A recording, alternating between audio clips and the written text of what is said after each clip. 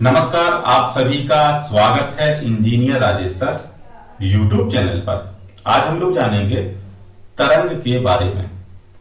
तरंग क्या होती है तथा तरंग के कितने प्रकार हैं। तो सबसे पहले बात करेंगे कि तरंगों का हमारे दैनिक जीवन में कहां कहां पर इस्तेमाल होता है। जैसे कि यदि एक व्यक्ति दूसरे से बात कर रहा है या फिर दो व्यक्ति बात करते हैं तो वहां पर जो कम्युनिकेशन है, बातचीत करने का तरीका है, उसमें हम लोग ध्वनि तरंगों का इस्तेमाल करते हैं। या फिर कोई वस्तु देखनी है अंधेरे में तो हम लोग प्रकाश तरंगों का इस्तेमाल करते हैं।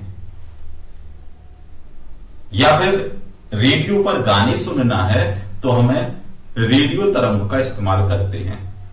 और कभी कभार ऐसा होता है जब प्राकृतिक आपदाएं आती हैं जैसे कि भूकंप, तो वहां पर भूकंप तरंगों का इस्तेमाल होता है।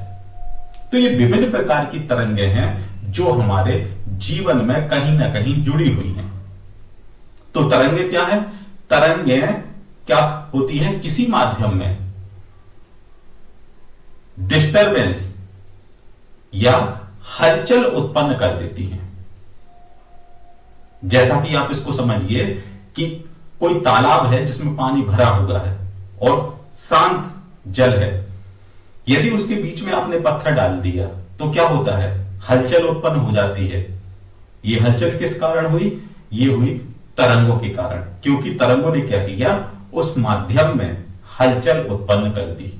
तो यहां से ही डेफिनेशन बन जाती है कि किसी माध्यम में विक्षोभ कहलाता है डिस्टरबेंस। किसी माध्यम में डिस्टरबेंस या हलचल करना जो अपना रूप बदले निश्चित चाल से आगे बढ़ता रहता है। मतलब अब बिना अपना रूप बदले निश्चित चाल से आगे बढ़ता जाता है, उसे कहते हैं तरंग। पानी को आपने पानी के अंदर पत्थर डाला, वेव बनी, तरंगें बनी, और क्या होती है? तरंगें एक निश्चित चाल से आगे बढ़ती चली जाती हैं। तो ये कहलाती हैं तरंगें। तरंगें होती हैं दो प्रकार की। पहली आती हैं अनुप्रस्थ तरंगें और दूसरी आती हैं अनुदैर्ध्य तरंगें। अनुप्रस्थ तरंगें समझेंगे सरल और आसान भाषा में किसे कहते हैं। अनुप्रस्थ तरंगों में तरंग के प्रसार की दिशा में, प्रसार मीन्स फैलने की दिशा में, तरंग के फैलने की दिशा में कण का विस्थापन लंबवत होता है। जैसे कि इस तरंगों में क्या होता है? आपने क्या किया? एक रस्सी का एक सिरा बांधा और दूसरे को आपने हिलाया तो वेव उत्पन्न हो गई। जैसे कि यहां पर क्या किया? ये यहां पर रस्सी को बांधा और यहां पर इसको हिलाया तो यहां पर तरंगें उत्पन्न हो गई, वेव उत्पन्न हुई। तो इस प्रकार की जो तरंगें उत्पन्न होती हैं वो आपकी अनुप्रस्थ तरंगें होती हैं, जिसमें दो भाग होते हैं। एक होता है सुरंग और एक होता है गर्त। ये उठा हुआ भाग है, ये कहलाता है सुरंग, और ये जो नीचे वाला भाग है इसे कहते हैं गर्त। और सुरंग से सुरंग या गर्त से गर्त के बीच की दूरी कहलाती है तरंग दैर्ध्य। कहां से? या तो आप यहां से और यहां के बीच की दूरी लैम्डा, तरंग दैर्ध्य, या फिर गर्त से गर्त के बीच की दूरी। तो ये होती हैं अनुप्रस्थ तरंगें।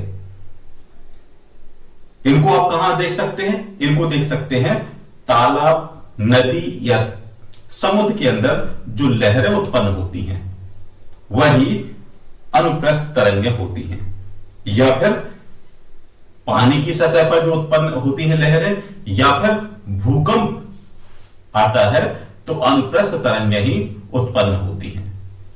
या फिर आप इसको ऐसे समझ सकते हैं कि रस्सी का एक सिरा आपने बांधा और दूसरे को आपने ऊपर नीचे किया तो यहां पर एक वेव उत्पन्न हो गई, जिसमें से ऊपर का जो सिरा है वो सुरंग और नीचे का सिरा गर्त कहलाता है। इसे कहते हैं हम लोग अनुप्रस्थ तरंगें आसान भाषा में। सेकंड आता है अनुदैर्ध्य तरंगें। अनुदैर्ध्य तरंगें क्या होती हैं? इसमें अनुदैर्ध्य तरंग में कण का जो विस्थापन है, देखिए विस्थापन, यहां पर भी कण का विस्थापन हो रहा है और यहां पर भी कण का विस्थापन हो रहा है, परंतु तरंग प्रसार की दिशा के समांतर, कण क्या करती है, प्रसार की दिशा के समांतर उत्पन्न होती है। और यहां पे क्या है, विस्थापन के लंबवत, मतलब यहां पर जो विस्थापन के लंबवत तरंगें चलती हैं और यहां पर क्या है, समांतर उत्पन्न होती है। तो इसमें जो तरंगें हैं वो ऐसे बनती हैं, एक दूसरे के समांतर।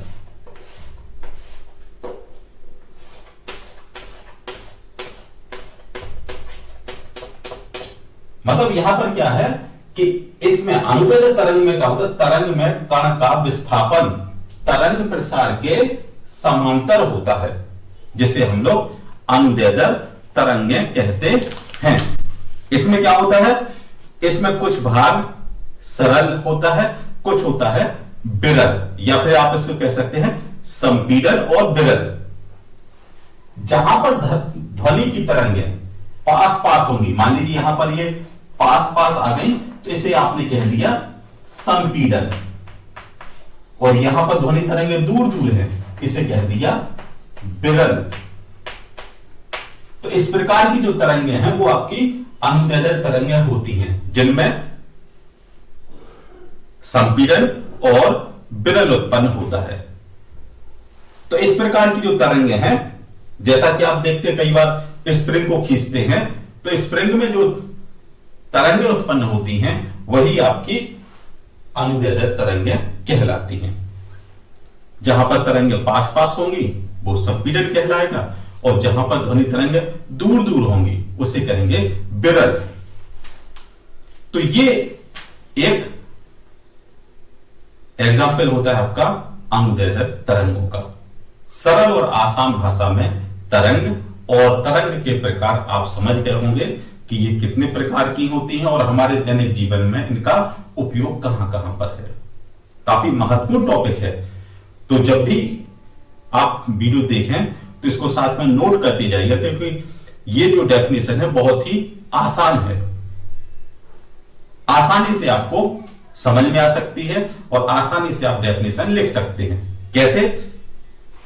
अनुदैर्ध्य तरंग में कण का जो विस्थापन है वो तरंग प्रसार के, मतलब तरंग के फैलने के समांतर होती हैं।